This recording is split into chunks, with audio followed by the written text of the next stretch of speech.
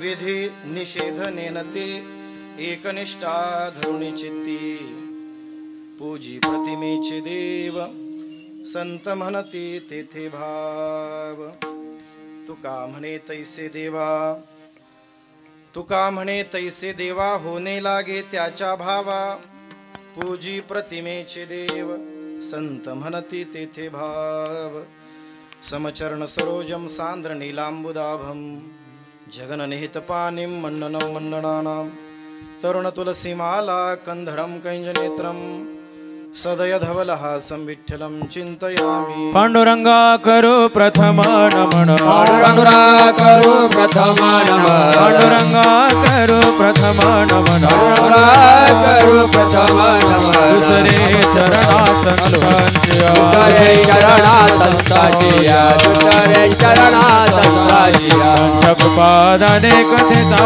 विस्तार कृपादाने परब्रह्म स्वरूपिणी वासरा पीठ निलये सरस्वती नमोस्तुते कलावज्ञ जीवधरार्थावतारम कलांकंक तेजोदिका मोदिवक्त्रम खलानिशबाधापनोदार दक्षम समाधिस्थ मूर्तिं भजे ज्ञानदेवम् ओम नमो ज्ञानेश्वरा ज्ञानेश्वरा ओम नमो ज्ञानेश्वरा ओम नमो ज्ञानेश्वरा ओम नमो ज्ञानेश्वरा करुणा करा दयाळा करुणा करा दयाळा करुणा करा दयाळा तुमचा अनुग्रह लाधलो पावन झालो चराचर करुणा करा या दयाळा करुणा करा या दयाळा करुणा करा दयाळा तुमचा अनुग्रह लाधलो पावन झालो चराचर ओम नमो ज्ञानेश्वरा करुणा करा दयाळा तुमचा अनुग्रह लाधलो पावन झालो चराचर ज्ञानेश्वरा करुणा करा दयाळा तुमचा अनुग्रह लाधलो पावन झालो चराचरी ओम नमो ज्ञानेश्वरा करुणा करा दयाळा तुमचा अनुग्रह लाधलो पावन झालो चराचरी मी कळा कुसरी काहीचे नेने बोलतो वचने अतिभाविका तुमचा अनुग्रह लाधलो पावन झालो चराचरी एका जनार्दनी तुमचा दास त्याची आस पुरवावी तुमचा अनुग्रह लाधलो पावन झालो चराचरी विठ्ठल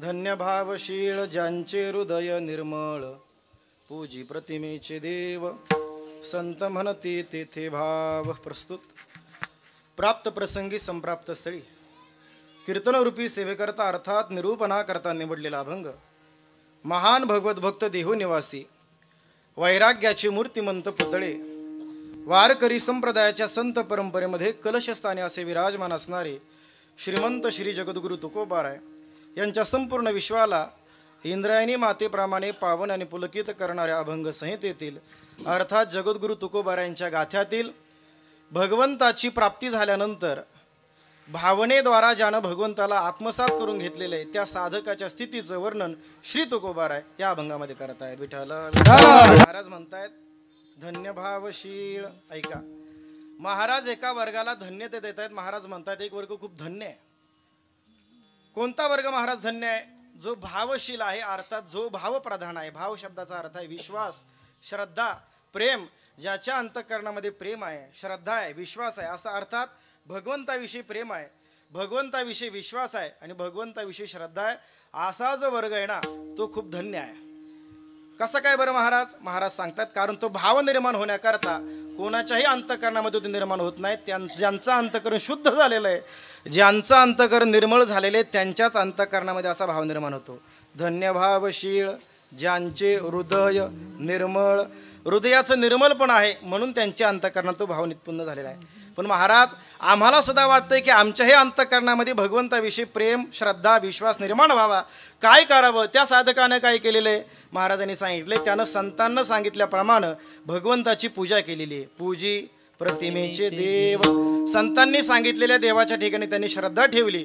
संत म्हणती तेथे भाव, संतांनी जे जे वाक्य सांगितलं त्या वाक्यावरती निढळ असा विश्वास ठेवला, प्रतिमेची पूजा केली म्हणून त्यांचं अंतःकरण शुद्ध झालं. महाराज असून त्याचा काही विशेष आहे का? महाराज सांगतात आहे ना विशेष. त्या लोकांना शास्त्राचं काही ज्ञान नाही आहे. शास्त्र काय सांगतं तेही माहीत नाही, काय करावं हेही माहीत नाही, काय न करावं हेही माहीत नाही. मग महाराज ते लोक चुकीचे आहेत ना. महाराज म्हणतात ते लोक चुकीचे असतील शास्त्राच्या दृष्टीने, विधी निषेध नेनती, विधी निषेध त्यांना माहीत नाही. पण एक गोष्ट त्यांच्याकडे मोठी महत्त्वाची, काय? त्यांचा संतांच्या वचनावरती खूप विश्वास आहे, एकनिष्ठा आहे. त्यांना स्वतःला शास्त्राचं ज्ञान नाही, स्वतः त्यांनी शास्त्र शिकलेले नाहीत, पण संत जे वागतायत त्या वागण्यावरती, संतांच्या आचरणावर त्यांचा खूप विश्वास आहे. विधी निषेध नेनती, एकनिष्ठा धोरणी चित्ती, संतांवरती एकनिष्ठा आहे म्हणून त्यांना त्यांच्या जीवनाला धन्य होते. पण महाराज तुम्ही सांगता असे लोक साधक आहेत, धन्य आहेत, ठीक आहे.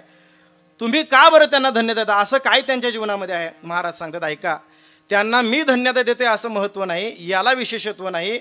स्वतः जगाचा मालक असणारा जगदीश परमात्मा, अनंत ब्रह्मांड नायकी, ज्याच्या संकल्पानं सगळं जग चालतंय, तो भगवान परमात्मा त्यांच्या अधीन राहतो. त्यांच्या मनाप्रमाणे देवाला वागावं लागतं. तुका म्हणे तैसे देवा होणे लागे, त्याच्या भावाप्रमाणे देवा होणे लागे म्हणून त्यांचं जीवन धन्य आहे. ती धन्यता कशामुळे आलं त्याचं चिंतन आपल्याला पुढे करायचं आहे. विठ्ठला अकारण करुणावरुणालय रुक्मिणी प्राणसंजीवन भक्त काम भक्तवत्सल भगवान श्री पंढरीनाथाच्या असीम कृपेद्वारा विश्वमावली साधकांचे मायबाप विठोबाचे प्राणसखे कैवल्य साम्राज्य चक्रवर्ती अलंकापूर पीठाधीश्वर श्री ज्ञानोबराय, जगाचा संसार सुखाचा करण्याकरता आपल्या संसाराची राख रांगोळी करणारे, पंचम वेद निर्माते, पंचम पुरुषार्थ साध्य करणारे, वैराग्य रूपी तरुला आलेलं मूर्तिमंत फळ अर्थात श्रीमंत श्री जगद्गुरु तुकोबाराय आदी करून सकल संतांच्या विशेष आशीर्वादाद्वारे ज्या पवित्र भूमीमध्ये आपण या ठिकाणी कीर्तन श्रवण करत आहोत, त्या पवित्र भूमीची अधिष्ठान देवता भगवान श्री बापूजी बुवा यांच्या उत्सवानिमित्त त्यांच्याच कृपेनं आणि त्यांच्याच आशीर्वादानं कृपेनं अंकित असणारे सर्व घोटावडे ग्रामस्थ मंडळी, मान ग्रामस्थ मंडळी आणि चांदे ग्रामस्थ मंडळी, या तीनही गावं साधारणतः उदाहरणार्थ घेता येतील, पण संपूर्ण तालुक्याचंच केंद्राचं ठिकाण असणारं, श्रद्धेचं ठिकाण असणारं असे भगवान हे बापूजीबाचा उत्सव काही अनंत जन्माच्या माझ्या सत्कर्माचं फल म्हणून या ठिकाणी ही सेवा करण्याचा योग आलेला आहे. ज्ञानोबाऱ्यांच्या शब्दात जागायचं झालं तर, माझी या सत्यवादाचे तप वाचा केली बहुत कल्प, तया फळाचे हे महाद्वीप पातले प्रभू. ज्ञानोबाऱ्यांना ज्ञानेश्वरी लिहिताना जसं अनंत जन्माचं फूल पुण्य फलद्रूप झालं, तसं या ठिकाणी बापूजी बुवाच्या प्रांगणामध्ये स्वतः त्यांची संतपर अभंग घेऊन त्यांची स्तुती करण्याचा योग आला. हे माझं अनंत जन्माचं पुण्य आहे. पुण्य पोशिली असाधारणे ते तुझे गुण वानने, देऊनी मज उत्तीर्ण झाले आजी. अनंत जन्मामध्ये काहीतरी पुण्य असेल, माझ्या आईवडिलांची काहीतरी पुण्य असेल की ती पुण्याई आज बापूजी बुवाचं वर्णन करण्याकरता या ठिकाणी फलद्रूप होत आहे. ज्यांच्या सौजन्यानं ही सेवा आली ते आमचे भिवाजी भाऊ मारणे यांच्या सौजन्यानं सर्व ग्रामस्थांच्या संपर्कातून ही सेवा प्राप्त झाली. सेवेकरता उपस्थित सर्वच भगवंताच्या कृपेने अंकित असणारे, संतांनी सांगितलेल्या साधनेचा मार्ग करून भगवंताकडे चालणारे सगळेच भाविक मंडळी, सर्व गुणीजन मंडळी, गायक मंडळी, वादक मंडळी, सर्वांच्या चरणावरती विनम्र भावना अभिवादन करतो आणि माझ्या चिंतन यात्रेला मी प्रारंभ करतो. मस्तक हे पायावरी ज्यांचे हृदय निर्मळ. ऐका, मी प्रस्तावनेमध्ये सांगितलं की या अभंगामध्ये तुकोबाराय देवाला प्राप्त झालेल्या साधकाच्या त्याच्या साधनेचं वर्णन करत आहेत. मुळात प्रश्न असा निर्माण होतो, देवाला प्राप्त का करून घ्यावं? ऐका, आपण सगळेच जण काही ना काही कोणत्या तरी अंशामध्ये आपल्या सगळ्यांना देवप्राप्तीची इच्छा आहे. जरी आपण सगळेजण इथं जन्माला आलेला प्रत्येकजण सुखाकरता धाव घेतोय. मी नेहमी सांगतो, माणूस जन्मल्यापर्यंत मरेपर्यंत आणि उठल्यापासून झोपेपर्यंत उचललेला प्रत्येक पाऊल पुढं टाकतो तो केवळ आणि केवळ सुखप्राप्ती करता. प्रत्येकाचे प्रयत्न भिन्न भिन्न असतील. कोणी सुखाकरता गात असेल, कोणी बोलत असेल, कोणी ऐकत असेल, कोणी वाजवत असेल, कोणी वारी करत असेल, कोणी चोरी करत असेल. ऐका बरं, दोघांची क्रिया भिन्न भिन्न आहे. वारकरी वारी करतो आणि चोर चोरी करतो. दोघांची क्रिया भिन्न आहे. नवे एकाची क्रिया खूप चांगली आहे आणि एकाची क्रिया खूप वाईट आहे, निंदनीय आहे, ते भाग सोडून द्या. क्रिया कोणतीही असो, पण प्रत्येकाला एवढंच पाहिजे की केलेल्या क्रियेमधून मला सुख मिळालं पाहिजे. प्रत्येकाचा प्रयत्न इथं फक्त आणि फक्त सुखाभिलाषेनं चाललेला आहे. होतं मज लागी दुःख भावे ऐसे कोणी भावे ना जेवे, मला दुःख व्हावं असं या जगामध्ये जन्माला आलेल्या माणसाला द्या सोडून, प्राण्याला सुद्धा वाटत नाही मला दुःख व्हावं. प्रत्येकाची इच्छा, स्वाभाविक इच्छा सुखाकडे असावीच. सुख हे आपलं स्वरूप आहे. पण ऐका, संतांनी सांगितलं सुख शोधायचं असेल तर सुख फक्त आणि फक्त भगवंतापाशी. सुखरूप ऐसा तुझा कोणी सांगा, माझ्या पांडुरंगा सारिका तो. अरे सुखरूप त्याच्यासारखं दुसरं कोणीच नाही. संसारामध्ये सुख नाही असं नाही आहे, पण संसारामधलं सुख टिकणारं नाही आहे. ऐका, सगळ्यांना अनुभव आहे. संसारामध्ये ज्या सुखाकरता तुम्ही प्रयत्न करता, त्या प्रयत्नाचा आणि त्या सुखाचं जर परिमाण काढलं, समीकरण जर बसवलं, तर जेवढे प्रयत्न केले त्या प्रयत्नाच्या मोबदल्यामध्ये मिळालेलं सुख कितीतरी कमी आहे. तुकोबाऱ्या सांगतात, सुख पाहता जवा पाडे आणि दुःख पर्वता एवढे. अरे पर्वता एवढं दुःख सहन करावं लागतं, तेव्हा कुठे थोडंफार सुख या संसारामध्ये मिळतं. ही संसाराची गती आहे. सगळ्यांना सुखाची अपेक्षा आहे आणि सुख स्वरूप हा फक्त भगवान परमात्मा आहे. मला सांगायचं काय की इथं जन्माला आलेल्या प्रत्येक जीवाची स्वाभाविक गोड सुखाकडे परिणामतः विचार केला तर प्रत्येकाला देव प्राप्त करून घ्यायचा आहे. आणि देव प्राप्त करून घेण्याकरता 3 मुख्य कारण आहेत. जरा नीट लक्ष देऊन ऐका बरं. मला आयोजकांनी सांगितलं कीर्तन कितीलाही सुरू होऊ द्या, पण 9ला 5 मिनिट व्हायच्या आधी जय विठ्ठल झालं पाहिजे. ते म्हणले गादीवर काही सांगा, तिथं गेल्यानंतर काही सांगा, फक्त 9च्या आधी सोडा. पण मी काही नाही सांगणार, काही सांगणार आहे. काही बोलणे किंवा काही मागणे, जसं काही मागणे आम्हा अनुचित, तसं काहीही बोलणे आम्हा अनुचित आहे. आम्हाला बोलता येत नाही. ऐका, 3 कारण आहेत. पहिलं कारण आहे माणसाचा जन्म मिळाला म्हणून भगवंताची प्राप्ती करून घ्यावी. 1. दुसरं कारण आहे माणसाचा जन्म मिळाल्यानंतर इंद्रिय चांगली मिळाली म्हणून देवाची भक्ती करावी. 2. आणि तिसरं कारण आहे काळानं आत्तापर्यंत आपल्याला जिवंत ठेवलं म्हणून भगवंताची भक्ती करावी. 3. विठ्ठल.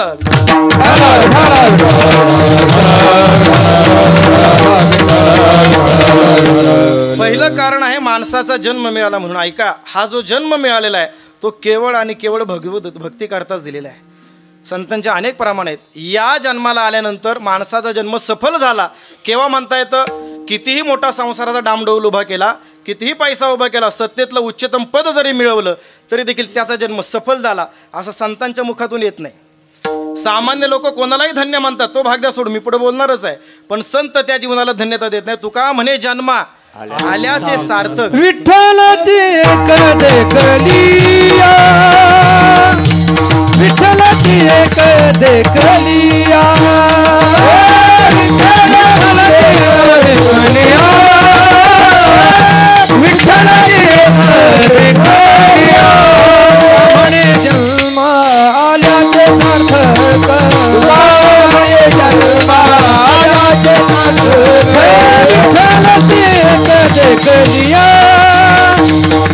विठ्ठल ते कदे कलिया, विठ्ठल ते कदे कलिया, विठ्ठल ते कलिया. तुकोबारांचे सहज शब्द आहे. तुका म्हणे जन्म आल्याचे सार्थक. केव्हा जन्म सफल झाला, सार्थक झाला, त्याला म्हणता येतं की विठ्ठलची च लावला तुकोबारांनी. विठ्ठल जर पाहिला नाही तर बाकी कितीही उपाध्या वाढून ठेवा, कितीही पदव्या मिळवा, पण जर विठ्ठल पाहिला नसेल, अर्थात भगवंताला प्राप्त करून घेतलं नसेल, तर तो जन्म आणि कुत्र्या मांजराचा जन्म याच्यामध्ये काही फरक राहत नाही. येर काय ती बापुडी श्वान सुकरे, तुकोबारांनी सांगितले. बाकी काय या जगामध्ये डुक्करं आणि कुत्रे काही कमी जन्माला आलेले आहेत का?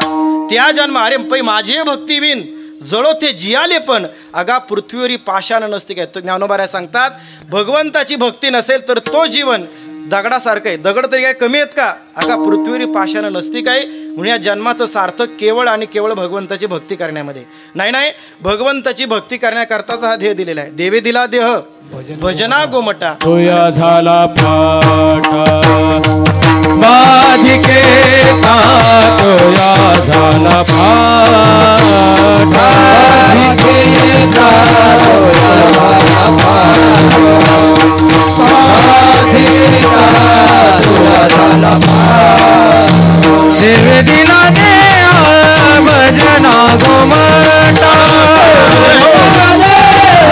भजन तोया झाला फाटा बाधिकेचा, तोया झाला राधिकेचा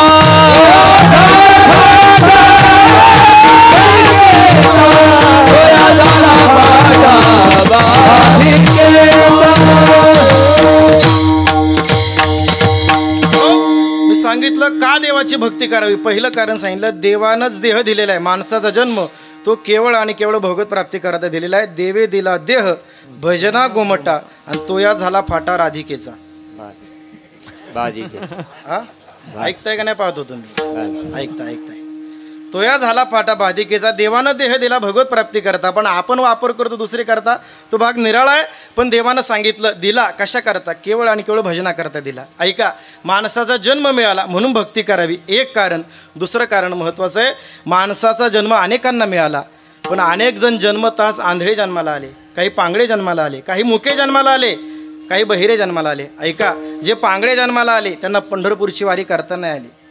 अर्थात ज्यांना पंढरपूरची वारी करता येत नाही त्यांना पांगळच म्हणावं. नाही कळलं? जेवताना कळेल तुम्हाला. म्हणजे जे पांगळे जन्माला आले त्यांना काय आलं? त्यांना भक्ती करण्याकरता भगवंताची वारी करता नाही आली. जे मुके जन्माला आले त्यांना नामस्मरण करता येत नाही. जे बहिरे जन्माला आले त्यांना कीर्तन श्रवण करता येत नाही. जे मुके जन्माला आले त्यांना नामस्मरण करता येत नाही. का? त्याचं कारण आहे, इंद्रिय जर समर्थ नसतील तर जन्म मिळाला तरी देखील ती साधना करता येत नाही. जन्म मिळणंही महत्त्वाचं आहे आणि जन्म मिळाल्यानंतर इंद्रिय चांगलं मिळणं हेही महत्त्वाचं आहे.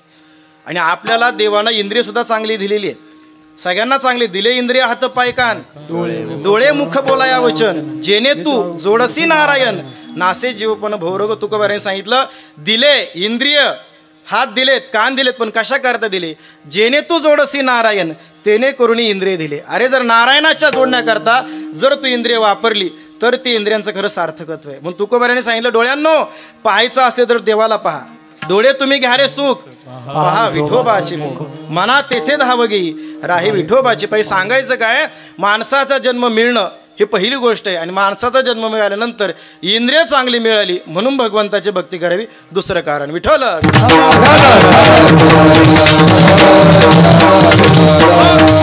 आणि तिसरं कारण आहे, अनेकांना जन्मही मिळाला, इंद्रियही चांगली मिळाली, पण काहींना बालवयामध्ये जावं लागलं, काहींना ऐन तारुण्यामध्ये जावं लागलं. कोरोनासारखी महामारी आपण पाहिली, अनेकांना असं चालता चालता बोलता बोलता कोरोना काय आता सुद्धा लोक जात आहेत हार्ट अटॅकनं, सहज जात आहे. म्हणजे काय, काळाने एकदा उडी मारली की मग मात्र तिथं कोणी वाचू शकत नाही. काळाची ही उडी पडेल बा जेव्हा, सोडवी ना तेव्हा. मायबाप तुकोबाराने सांगितलं की काळानं आतापर्यंत आपल्याला जिवंत ठेवलं, हे सगळ्यात मोठा उपकार आहे आपल्यावरती. बरवे झाले आजीवरी, नाही पडिलो मृत्यूच्या आहारी, वाचून आलो येथवरी, उरले ते हरी तुम्हा समर्पण. देवा, आतापर्यंत तू जिवंत ठेवलंय ना, बास आता इथून पुढचं आयुष्य तुझ्या भक्ती करता वेचायचं, तुझ्या भक्ती करता खर्च करायचं. देवानं माणसाचा जन्म दिला कशा करता? भक्ती करता. देवानं इंद्रिय चांगली दिली कशा करता? भगवत प्राप्ती करता. आणि देवानं आतापर्यंत जिवंत ठेवलं तेही केवळ आणि केवळ भगवत प्राप्ती करता. तीनही कारणं सांगतायत की भगवंताची प्राप्ती करा, त्याशिवाय या जन्माला सार्थकता नाही. विठ्ठल.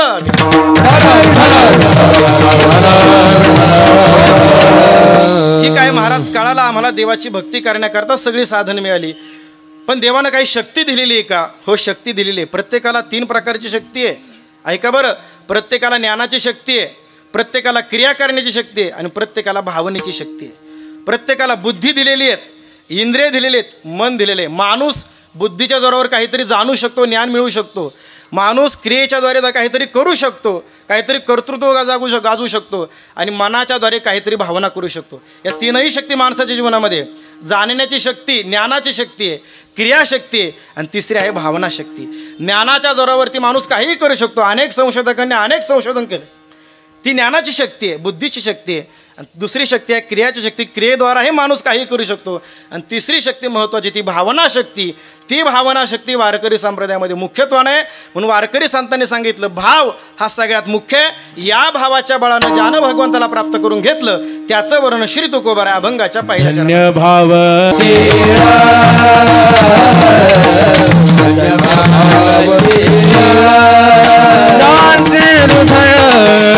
निर्मळ, जाते हृदय निर्मळ, प्रतिमेचे देव, प्रतिमेचे देव, पूजी प्रतिमेचे देव. निर्मळ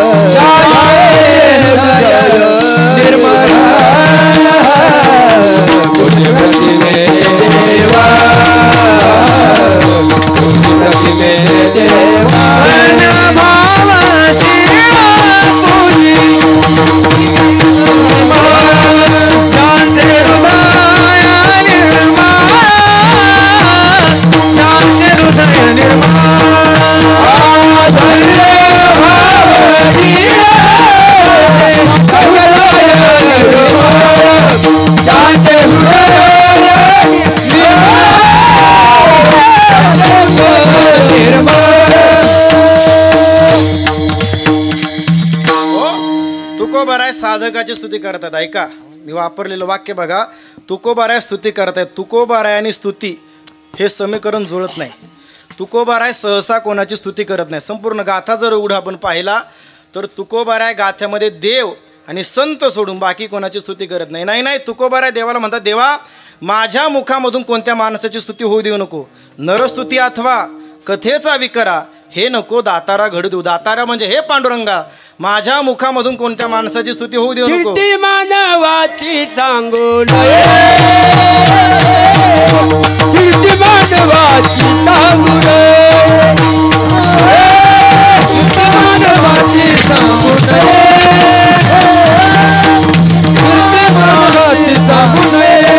बोलावीची थोरी एका विठ्ठलाची, बोलावीची थोरी एका बोलावीची थोरी एका विठ्ठलाची, बोलावीची थोरी एका विठ्ठलाची. मानवाची सांगू नये, कीर्ती मानवाची सांगू नये, कीर्ती मानवाची सांगू नये, कीर्ती मानवाची सांगू नये. महाराजांनी बजावून सांगितलं, वर्णावी ते थोरी एका विठ्ठलाची, कीर्ती मानवाची गाऊ नये. का बरं माणसाची स्तुती करू नये?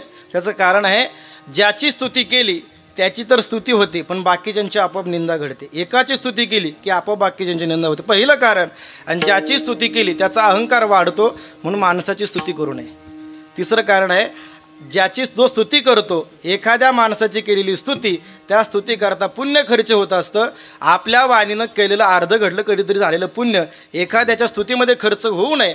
केवळ आणि केवळ भगवंताच्या स्तुतीमध्ये खर्च हो. का? कारण तिथं केलेली स्तुती डबल व्याजानं आपल्याला त्या ठिकाणी पुन्हा पुण्य देते. माणसाची स्तुती केली पुण्य तर मिळतच नाही, आधीचं असलेलं पुण्य खर्च होतं आणि पुन्हा आपल्याला पापही भोगावं लागतं. म्हणून संतांनी सांगितलं, केली स्तुती तर संतांची करा, नाहीतर देवाची करा. पण ते तुकोबाराय आज म्हणतायत धन्य आहे. ते स्तुती करायला लागले. पहिला शब्द वापरायला त्याने धन्य. ऐका, धन्य त्याला म्हटलं जातं की ज्याच्या जीवनामध्ये काही कर्तव्य शिल्लक राहिलेलं नाही, ज्यानं आपल्या जीवनाचं अंतिम टोक पार केलेलं आहे, की ज्याला आता काही प्राप्त करायची इच्छा नाही. धन्यहम कर्तव्य मे नमे वेद किंचित. पंचदशिकार सांगतात, मला ज्याला कर्तव्य शिल्लक राहिलेलं नाही त्याच्या जीवनाला धन्यता आहे. धन्य मी मानीन आपुले कशीत, राहिली प्रीत तुझेरा, राहिली प्रीत तुझेरा. धन्य मी मानीन आपुले कशीत, राहिली प्रीत तुझेरा.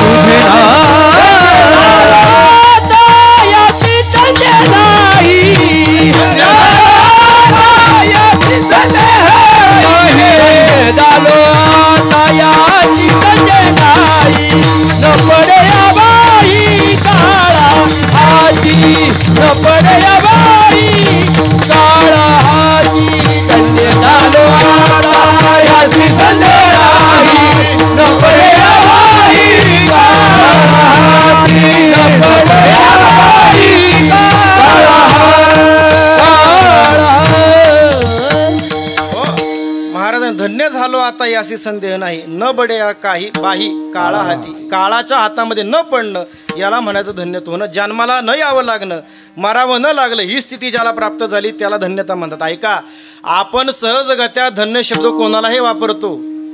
ऐका बरं, एखाद्याला चांगला लाभ झाला, व्यवहार चांगला, लाखभराचा कोटभराचा, तरी आपण म्हणतो धन्य झालं तुमचं जीवन. इकडे लक्ष द्या. कीर्तन माझं ऐकायला आले ना तुम्ही? इकडे लक्ष द्या. धन्यता आपण काय, एखाद्याला चांगली बायको मिळाली तरी आपण काय म्हणतो? धन्य झालं भाऊ जीवन. चांगलं जेवण झालं, धन्य झालं जीवन. धन्यता हा शब्द फक्त आणि फक्त परमार्थामध्ये शोभून दिसतो महाराज. काही शब्द असे आहेत की त्यांची पात्रता फक्त आणि फक्त परमार्थात शोभून दिसतात. सुख, समाधान, धन्यता, आनंद हे शब्द फक्त परमार्थात शोभून दिसतात. संसारामध्ये वापरले जातात पण त्याचा खरा अर्थ संसारामध्ये नाही आहे. धन्यत्व शब्द संसारामध्ये आपण सगळीकडे वापरतो, पण धन्य शब्दाचा अर्थ फक्त आणि फक्त परमार्थाच आहे की ज्यांना आता काही कर्तव्य शिल्लक राहिलेलं नाही त्यांचं जीवन धन्य आहे. तुकोबारायांनी धन्यता सांगताना सांगितलं, अरे ज्याचं जीवन पूर्ण झालं तो तर धन्यच आहे, पण त्याचे आईबाप सुद्धा धन्य आहेत, की जो हिताच्या ठिकाणी जागा आहे. आपुल्या हिता जो असे जागता, धन्य माता पिता दयाची. जो भगवंताच्या प्राप्तीची साधना करतोय तो तर धन्यच आहे, पण त्याला जन्माला घालणारे आईबाप, ते आईबाप सुद्धा धन्य आहेत. नाही नाही, त्यांची सेवा करावी अशी मला इच्छा होते. तू का म्हणे मज घडो त्यांची सेवा, तरी माझ्या दैवा पार नाही. इतकी धन्यता तुकोबाराया त्यांच्या जीवनाला देतात. का? कारण त्यांचं जीवन भावना प्रधान आहे. ऐका, भावना प्रधान आणि बुद्धिप्रधान दोन प्रकार आहेत. बुद्धिप्रधान म्हणजे तर्क लावणारे लोक, आणि भावना प्रधान म्हणजे श्रद्धा ठेवणारे लोक. ऐका बरं, श्रद्धा ठेवणारा एक वर्ग आहे आणि बुद्धिप्रधान असणारा तर्क लावणारा एक वर्ग आहे. तुकोबाराया ज्याला धन्यता देतात ना, ती धन्यता म्हणजे ज्याचं जीवन भावना प्रधान आहे. पण महाराज त्याच्या अंतःकरणामध्ये भाव निर्माण होतो, याकरता काय केलंय त्यांनी? महाराजांनी सांगितले, ज्याचे हृदय निर्मळ. ऐका, निर्मळ हृदय झाल्याशिवाय भाव निर्माण होत नाही, आणि भाव ही परमार्थातली सगळ्यात मोठी पुंजी आहे. तुकोबाराया सांगितलं, भाव हा भाव म्हणजे विश्वास. भांडवल गाठीत तरी विश्वास. परमार्थामध्ये सगळ्यात मोठं काय लागत असेल तर तो भाव आहे. भाव जर नसेल तर केलेला सगळा परमार्थ वाया आहे. भावे विन भक्ती, भक्ती विन मुक्ती, आणि बळे विन शक्ती. बोलू नये, बोलू नये सगळीकडे लावायचं. भावे विन भक्ती बोलू नये, बळे विन शक्ती बोलू नये. बोलू नये का नाही बोलू? कारण भाव जर नसेल तर ती भक्ती कामाचीच नाही. काय काही न लगे एक भावाची कारण, तुका म्हणे आन विठोबाची. महाराज सांगतात, शपथ घेऊन सांगतो, बाकी काही करू नका, लोकांना दाखवण्याकरता परमार्थ करू नका. किती वाऱ्या झाला, किती गंध लावला, किती माळा घातल्या, याला महत्व नाही.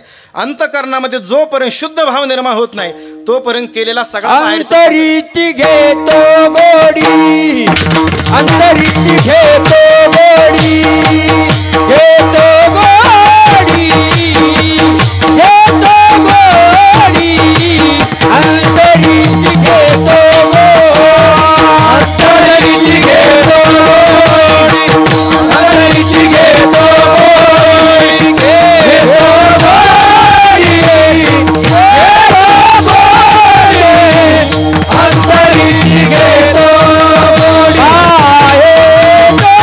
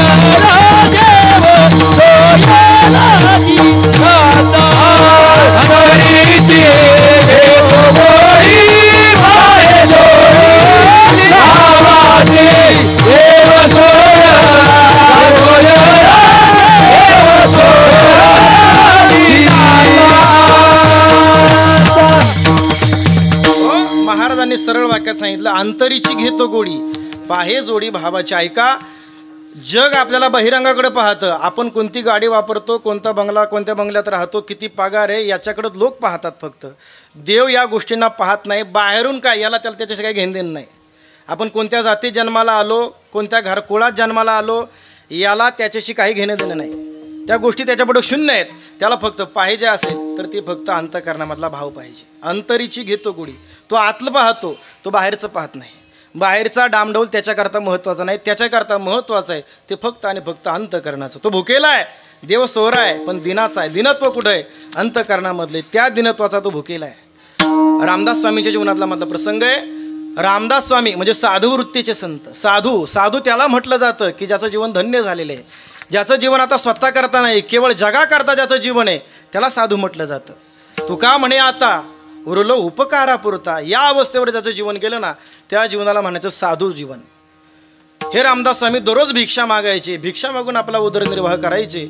एके दिवशी भिक्षा मागत असताना एका मातेकडे आले. मातेला म्हणले, माते भवती भिक्षान देही माता अन्नपूर्णेश्वरी. त्या मातेने भिक्षा वाढली. ती माता स्वामीजींना म्हणाली, स्वामीजी मी असं ऐकलंय. स्वामीजी काय ऐकलं माते? मी असं ऐकलंय की तुम्हाला प्रभू श्री रामचंद्रांचा साक्षात्कार झालेला आहे. नाही, ज्या ज्या वेळेला तुमची इच्छा होईल त्या त्या वेळेला तो देव तुम्हाला भेटायला होतो असं मी ऐकलेलं आहे. हे खरं आहे का स्वामीजी? स्वामीजी मोठ्या लीनतेने म्हणाले, हो माते खरं आहे माऊली. काय माझ्या अनंत जन्माची पुण्य असेल, काहीतरी मागचं पुण्य असेल की त्या पुण्याचं फळ म्हणून तो देव मला भेटायला येतो. नाही, मला ज्या ज्या वेळेला इच्छा येईल त्या त्या वेळेला तो भेट देतो. काहीतरी मागच्या जन्मातलं पुण्य असेल. खरं आहे, भेटतोय तो मला. ती माता म्हणाली, स्वामीजी माझी इच्छा आहे त्या देवाला एकदा पाहावं, त्याला भेटावं. मी असं ऐकलंय की त्याला पाहिल्यानंतर, त्याला भेटल्यानंतर जीवनामधल्या कोणत्या आशा शिल्लक राहत नाही, जीवन निश्चिंत होऊन जातं. असं एकमेव ठिकाण म्हणजे तो देव आहे आम्हाला माहिती आहे. पण मलाही त्याला पाहण्याची तळमळ आहे. कृपा करून मला तुम्ही त्याचं दर्शन करून द्याल का? हे वाक्य ऐकल्याबरोबर स्वामीजींना हसू आलं. पण काय बोलावं कळे ना. स्वामीजी म्हणाले, माते देतो की करून? ती माता म्हणाले, आता करून द्या.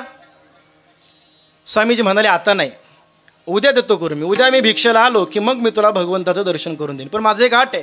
काय आट आहे स्वामीजी? काही सांगा, मी काही करायला तयार आहे. काही नको करू, मला फक्त खीर खाण्याची इच्छा आहे. उद्या मला भिक्षेमध्ये खीर तेवढी वाढ. ती माता खुश झाली. एवढंच ना? खीर दिल्यानंतर तुम्ही मला भगवंताचं दर्शन करून देणार ना? स्वामीजी म्हणले, हो ठीक आहे. स्वामीजी निघून गेले. ती माता इतकी तळमळ अंतःकरणामध्ये संध्याकाळीच खिरीच्या तयारीला लागली. दूध आणलंय, गरम करून ठेवलंय. भल्या पहाटे उठली आणि ते दूध हाटायला सुरुवात केली. खीर करण्याची सुरुवात केली. स्वामीजी येण्याची वेळ 11ची आहे. पण ती माता 8 वाजताच त्या ठिकाणी खीर तयार करून तयार राहिली. कधी स्वामीजी येतील, कधी स्वामीजी नाही खीर वाढेल आणि कधी स्वामीजी मला भगवंताचं दर्शन करून देईल. अंतःकरणामध्ये कुतूहल जागं झालेलं आहे. आणि वेळ झाली. स्वामीजी आले. स्वामीजींनी हाक मारली, अन्नपूर्णे सदापूर्णे शंकर प्राणवल्लभे ज्ञान वैराग्य सिद्ध्यर्थम भिक्षान देहीचे पार्वती. हे माते भवती भिक्षान देही, मला भिक्षा वाढ. ती माता वाटच पाहत होती. तिने ती खीर घेतली आणि धावतच दाराकडे गेली. स्वामीजींनी म्हणाली, स्वामीजी मी खीर आणलेली आहे, खीर घेण्याकरता पात्र पुढं करा. स्वामीजींनी आपलं भिक्षेचं पात्र पुढं केलं आणि ते पात्र पाहिल्याबरोबर त्या मातेनं ती खीर जी वाढायला आणली ना, ती खीर पुन्हा मागं ओढून घेतली. का बरं ओढून घेतली असेल? त्याचं कारण आहे, स्वामीजींनी वाटेमध्ये येताना जो काही कचरा भेटला, जी काही घाण भेटली, ती सगळी घाण, ते शेण, ते सगळं स्वामीजींनी त्या कटोऱ्यामध्ये आणलं तो गोळा करून. त्या मातेनं ते पाहिलं. माता आश्चर्यचकित झाली. म्हणून स्वामीजी हे काय पाहते मी? ज्या खिरी करता मी सकाळपासून राबराब मेहनत घेतली, इतकी सुंदर खीर की तुम्हाला वाढायची म्हणून घरामध्ये कोणाला पाहू सुद्धा नाही दिली, इतकी सुंदर झालेली खीर या घाणीमध्ये टाकू का स्वामीजी? मी सांगा ना स्वामीजी. स्वामीजी असले.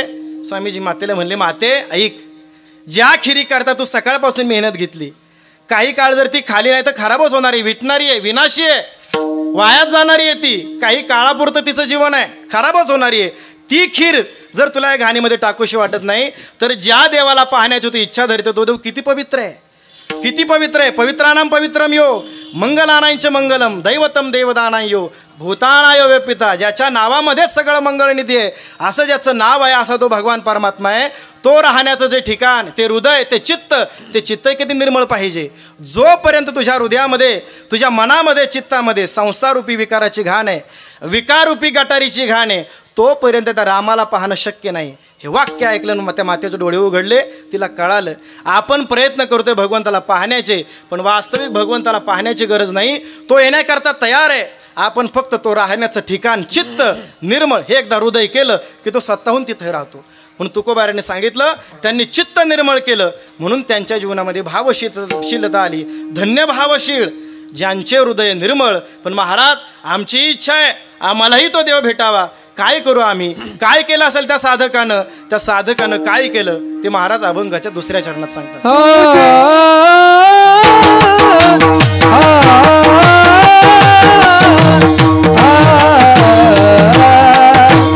तुझी प्रतिमे ते देव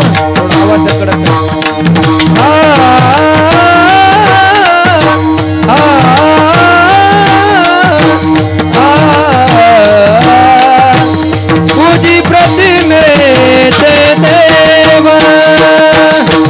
आ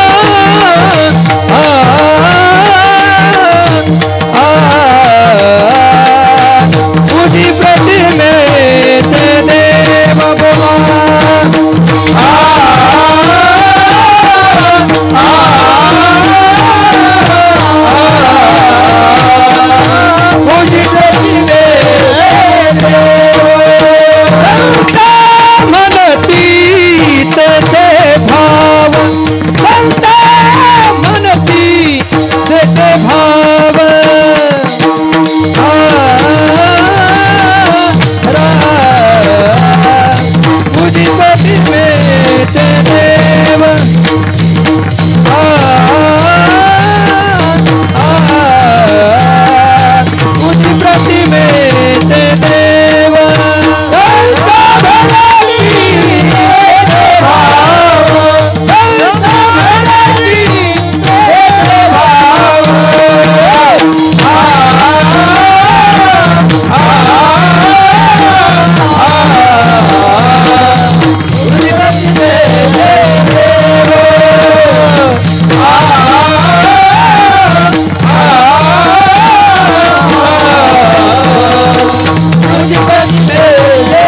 म्हणती तेथे भाव पूजी प्रतिमेचे. त्यांनी प्रतिमेचं पूजन केले, पण कोणत्या? देवाच्या प्रतिमेचं पूजन केले. प्रतिमा शब्दाचा अर्थ आहे मूर्ती. देवाच्या मूर्तीची पूजा केल्यामुळं त्यांचं हृदय निर्मळ झालं. ऐका, देवाचे अनेक रूपं सांगितली, मुख्यत्वानं 4 रूपं सांगितलेली आहेत. भगवंताचं एक रूप आहे निर्गुण निराकार, निर्गुण निराकार. त्यानंतर आहे निर्गुण आपलं सगुण निराकार, की जो भगवंत या जगाला निर्माण करतो तो सगुण निराकार, ज्याला माया उपाधी लागला असा सगुण निराकार. तिसरं रूप सांगितलं भगवंताचं सगुण साकार. रामकृष्णादी अवतार हे सगुण साकार आहेत. भगवंताच्या इच्छेनं, भक्तांच्या इच्छेनं, भक्तांना आनंद देण्याकरता जे रूप भगवंतानं धारण केलं त्याला म्हणायचं सगुण साकार. आणि आपण ज्याची पूजा करतो त्या रूपाला म्हणायचं भगवंताचं आर्च स्वरूप. ऐका बरं, भगवंताची 4 रूप आहे, निर्गुण निराकार. या 4ही वर्णाचं वर्णन भगवंत संतांनी केलेलं आहे. रंग नाही, रूप नाही, नाही वर्ण छाया, निराकार निर्गुण तुची रघुराया. कबीर महाराजांनी जे म्हटलेलं आहे तो निर्गुण निराकार परमात्मा. आणि ज्याच्यापासून जयापासून सकळ महिमंडळ हे झाले तो हा देवाचाही देव, तो भगवान परमात्मा असणारा, तो म्हणजे आहे त्या ठिकाणी सगुण निराकार. आणि आपल्या सगळ्यांना आनंद देणारा, सगुण रूपाने आनंद देणारा तो सगुण साकार राम अवतारामध्ये असेल, कृष्ण अवतारामध्ये असेल, हा सगुण साकार आहे. आणि आपण दररोज ज्याची पूजा करतो सगुण साकार आपल्याला भेटणं आपलं तेवढं पुण्य नाही. मग कोणत्या पुण्याद्वारे आपण त्याच्याबरोबर जावं, तर ते आपण ज्या मूर्तीची पूजा करतो त्याला म्हणायचं भगवंताचं आर्च स्वरूप. त्याच्यामध्ये आहे प्रतिमा आणि प्रतीक पूजन. ऐका, 2ही प्रकाराने आपण पूजा करतो, प्रतिमा पूजन आणि प्रतीक पूजन. आता आपण भगवान बापूजी देवांचं पूजन करतो, तिथं कसं आहे? प्रतिमा पूजन आहे. भगवंताची प्रतिमा तिथं दिसते, नाक कान डोळे भगवंताचे स्पष्ट दिसत आहेत. किंवा पांडुरंगाची मूर्ती असेल तिथं काय स्पष्टता आहे, म्हणून त्याला काय म्हणायचं? प्रतिमा पूजन. आणि प्रतीक पूजन म्हणजे जिथं भगवंताचे अवयव तर दिसत नाही, भगवान शंकराची कुठेही मूर्तीची पूजा केली जात नाही, तिथं लिंगाची पूजा केली जाते, पण त्या लिंगाद्वारे भगवंतापर्यंत ती पूजा पोहोचते, ते आहे प्रतीक पूजन. किंवा शालिग्रामाची पूजा करणं हे आहे भगवंताचं प्रतीक पूजन. प्रति म्हणजे त्याच्याकडं आणि एक म्हणजे नेणारं, त्याच्याकडं जे नेणारं आहे त्याला म्हणायचं प्रतीक पूजन. 2ही पूजा आपण करतो. आणि याच्यामध्ये आहे प्रतिमा पूजनामध्ये सुद्धा 2 प्रकार आहेत. काही मूर्ती स्थापित असतात आणि काही मूर्ती स्वयंभू असतात. पंढरीचा पांडुरंग परमात्मा हा स्थापित नाही आहे, कोणी स्थापन केलेला नाही आहे, तो स्वयंभू आहे. किंवा 12 ज्योतिर्लिंग हे कोणी स्थापन नाही केलेले, ते स्वयंभू आहेत. भगवंताचं इथलं स्वरूप हे स्थापित नाही आहे, ते स्वयंभू आहे. स्वयंभू काही असतं आणि काही स्थापित असतं. या सगळ्यांची आपण पूजा करतो. का करतो? कारण संतांनी सांगितल्यामुळं आपण पूजा करतो. अनेक संप्रदायामध्ये पूजा करण्याला विरोध आहे, मूर्तीची पूजेला विरोध आहे. अगदी स्वामी विवेकानंदांच्या जीवनातला प्रसंग आहे. स्वामी विवेकानंद शिकागोमधून ज्यावेळेला परिषद जिंकून आले, संपूर्ण भारतभर त्यांचं मोठ्या उत्साहामध्ये स्वागत केलं जायचं. सगळीकडे त्यांचे आभाराचे सत्काराचे सगळे कार्यक्रम व्हायला लागले. आलवर संस्थानाचे संस्थानाधिपती हे स्वामींचे मित्र होते. त्यांना वाटलं आपला मित्र परदेशामध्ये जाऊन आपल्या धर्माची ख्याती वाढून आलेला आहे, त्याचा आपण सत्कार केला पाहिजे. म्हणून त्यानं आलवरच्या संस्थानाधिपतीनं स्वामींना स्वतः आपल्या राज्यामध्ये बोलवलं, पाहुणचार केला. पण हा स्वतः संस्थानामध्ये राजा असणारा हा मूर्तीपूजेचा विरोधक होता, मूर्तीपूजेला मानत नव्हता. त्यानं जेवण झाल्यानंतर स्वामींपुढे शंका केली, मला स्वामी तुम्ही मूर्तीपूजा मानता का? मला तर त्याच्यामध्ये काही विश्वास नाही. अहो, दगडामध्ये कुठं देव असतो का? माझी तर त्या ठिकाणी श्रद्धाच बसत नाही. स्वामीजी म्हणले, माझे गुरुसुद्धा मूर्तीची पूजा करणारे रामकृष्ण परमहंस, त्यांनी दुर्गा मातेची पूजा केली आणि मी सुद्धा दगडामध्ये देव मानणारा माणूस आहे, का बरं मानू नये? तो म्हणला, नाही, माझे त्या पूजेला विरोध आहे, मला नाही आवडत, ते मला वाटतच नाही भगवंत देव दगडामध्ये असेल म्हणून. हे ऐकल्यानंतर स्वामीजींना राग आला. पण हुशार व्यक्ती लगेच उत्तर देत नाही, योग्य वेळेची वाट पाहते. स्वामीजींनी वेळ जाऊ दिला. त्या भिंतीवरती एक फोटो टांगलेला, त्या फोटोकडं स्वामीजींनी पाहिलं, पाहत राहिले. त्याला विचारलं, का हो राजा, हा फोटो कोणाचा आहे? राजानं सांगितलं, आमचे वडील आहेत, त्यांचा फोटो आहे. आता आहेत का ते हयातीत? नाही नाही, ते गेले, बरेच वर्ष झाले. तो फोटो जरा खाली घेता का? राजाला वाटलं स्वामींना फोटो आवडला म्हणून पाहायचा आहे जवळून. रामाने तो खाली घेतला. स्वामी त्याच्याकडे पाहत राहिले. राजा म्हणला, काय वाटते तुम्हाला फोटो का पाहून? स्वामी म्हणले मला असं वाटतं आता पायामध्ये चप्पल घालावी आणि या फोटोवरती थया थया थया नाचावं, थुंकावं याच्यावरती. राजाला राग आला. तुम्हाला काय वाटतं का म्हणला, खबरदार. स्वामी म्हणले रागवायला काय झालं, मी काय बोललो असं. अहो काय बोललं म्हणजे काय, मला काय. स्वामी म्हणले मला काय दिसतं त्याच्यामध्ये, काच दिसते, पुठ्ठा दिसतोय, कागद दिसतोय, याच्या पलीकडे मला त्याच्यामध्ये काही दिसत नाही. अहो तुम्हाला दिसत नसेल पण आमच्या वडिलांचा फोटो आहे ना. अहो पण तुम्हाला फोटो दिसते, मला तर काचच दिसते, पण आमची भावना आहे ना. स्वामीजी म्हणले तुमच्या मेलेल्या बापाची भावना जर तुम्हाला या फोटोमध्ये दिसते तर चराचरामध्ये असणारा आमचा देव आम्हाला दगडामध्ये का न दिसावा. विठ्ठल जडीच तरी भरला रीता ठाव नाही बरं. तुकोबाराने सांगितलं अवघे ब्रह्मरूप रीता नाही ठाव, प्रतिमा तो देव कैसा.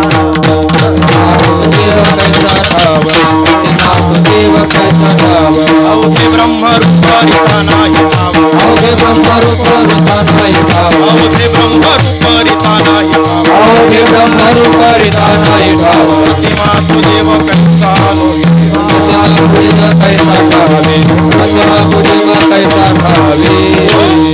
तुकोबाराने सांगितलं सगळीकडे जर देव भरलेले अवघे ब्रह्मरूप रीता नाही ठाव, मग प्रतिमा तो देव कैसा नाही, मग दगडामध्ये देव नाही असं कसं काय म्हणता.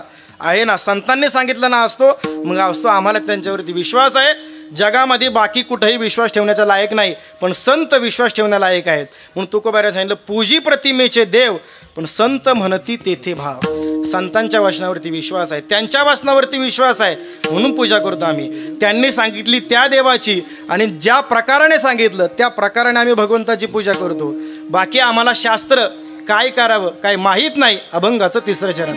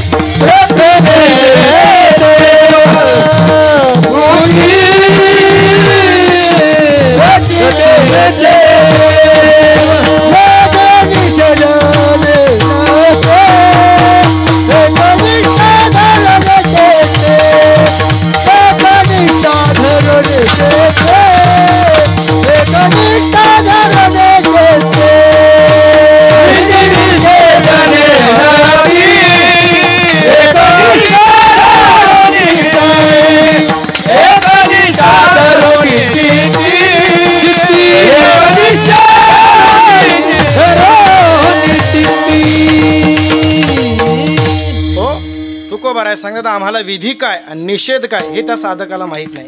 विधी म्हणजे शास्त्र सांगतं जे करावं त्याला म्हणायचं विधी, आणि जे करू नये हे जे शास्त्रानं सांगितलं त्याला म्हणायचं निषेध. शास्त्राचं अध्ययन आमचं झालेलं नाही. शास्त्र शिकायला भरपूर वेळ लागतो, भरपूर वर्षही लागतात. तितकं आयुष्य आमच्याकडं नाही, तेवढं काही नाही आहे. पण एक गोष्ट मात्र आहे ती म्हणजे भगवंतांचे जे संत आहेत त्या संतांवरती एक निष्ठा आहे, एक निष्ठा आहे. किती निष्ठा असावी महाराज. रामायणामधला प्रसंग सांगतो, मधलं भजन घेतो, ऐका. विठ्ठल विठ्ठल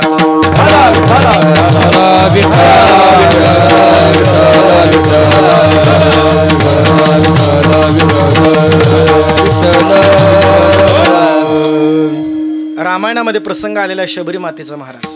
काय शबरी माताची श्रद्धा असावी. शबर नावाच्या भिल्लाची कन्या वयाच्या 7व्या-8व्या वर्षीच वडिलांनी लग्न ठरवलं. लग्न ठरवल्यानंतर त्या ठिकाणी पाहुणचारा करता अनेक शेळ्या वगैरे तिथं आणलेल्या आहेत. त्या शबरी मातेनं त्या मैत्रिणींना विचारलं, का गं सखे, या ठिकाणी या शेळ्या आजपर्यंत कधी पाहिल्या नव्हत्या घरामध्ये, आज का बरं आणलेल्या आहेत. त्या सखीने सांगितलं, अगं तुझं लग्न आहे ना, त्या लग्नाकरता पाहुणे येणार, त्यांचा पाहुणचार करण्याकरता यांचं बळी दिला जाणार, मेजवानी करावी लागणार, म्हणून या इथं आणलेल्या आहेत.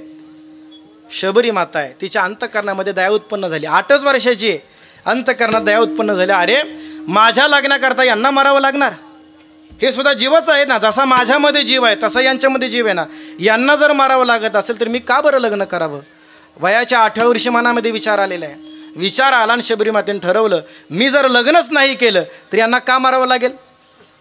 रात्रीमध्ये शबरी मातेने आपलं घर सोडून दिलं, जंगलामध्ये सोडून, ते जंगल सोडून दुसऱ्या जंगलामध्ये मातंग ऋषींच्या आश्रमाच्या बाहेर येऊन थांबली. पण आश्रमामध्ये जाण्याचं धाडस करता येईना, का साधू आहेत, काय बोलतील, म्हणून त्या बाहेरच त्या झाडावरती रांबायची.